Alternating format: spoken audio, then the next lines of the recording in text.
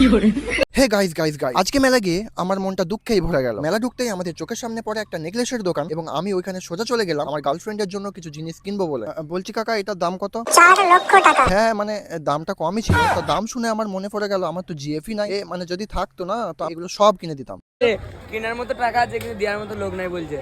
তোমরা কমেন্ট করো কার লাগবে, আমি নিজে গিয়ে দিয়ে আসবো। হ্যাঁ ওটা মিথ্যে করে বলছে না বলতো না। তারপর ওখান থেকে আমরা বেরিয়ে চলে আসি নাগরদোলার সামনে। আর হ্যাঁ, মেলা মানে আমাকে নাগরদোলাতে চাপতেই হবে। আমি ওদেরকে জিজ্ঞাসা করতে ওরা বলে ওদের নাকি নাগরদোলায় চাপলে হিসু পেয়ে যায়, আর কি আমাকে একাই চাপতে হয়েছিল। আর ওখানে চেপে ওপর থেকে ভিউটা আসমান কি উঁচাইও মে। चारों तरफ कोहरा ही कोहरा। मैं पागल था जो इसमें आया। भाई मैं लंबी राइड नहीं करनी भाई, मैं सीधा 500 ज्यादा ले ले भाई, प्लीज राइड करा दे भाई। তারপর নাগরদোলা থেকে নেমে আমি সোজা চলে আসি অ্যাকোয়া ওয়ার্ল্ডের সামনে। তো বাপি ভাই আমাকে ঢুকতে বারণই করে। ভেতরে নাকি তেলেপিয়া মাছ, কই মাছ, ল্যাটা মাছ, এই মাছ ওই মাছ সব রকমের মাছ দেখতে পাওয়া যায়। তো এত মাছ কে দেখবে ভাই? তো আমি সোজা বেরিয়ে চলে আসি। মেলাটা ছিল অনেকটাই বড় আর অলি গলি রাস্তা, মানে আমরা কোন দিয়ে ঢুকছিলাম কোন দিয়ে বেরোচ্ছিলাম কিছু বুঝতে পারছিলাম না। তো এই অলি গলি দিয়ে ঢুকতে ঢুকতে আমরা চলে আসি একটা প্লাস্টিকের ফুলের দোকান। ওইখানে আছে একটা প্লাস্টিকের গোলাপ ফুল নিই এবং আমার মাথায় একটা আইডিয়া চলে আসে, শালা ফুল আবার প্লাস্টিকেরও হয়, তাহলে একটা যদি প্লাস্টিকের গার্লফ্রেন্ড অর্ডার দিই কেমন হবে? তো মানে তোমরা কমেন্টটা বলবে। তাহলে এই বন্ধুগুলো তার চাটতে পারবে না যে তোর জিএফ নাই, তুই সিঙ্গেলই মরবি।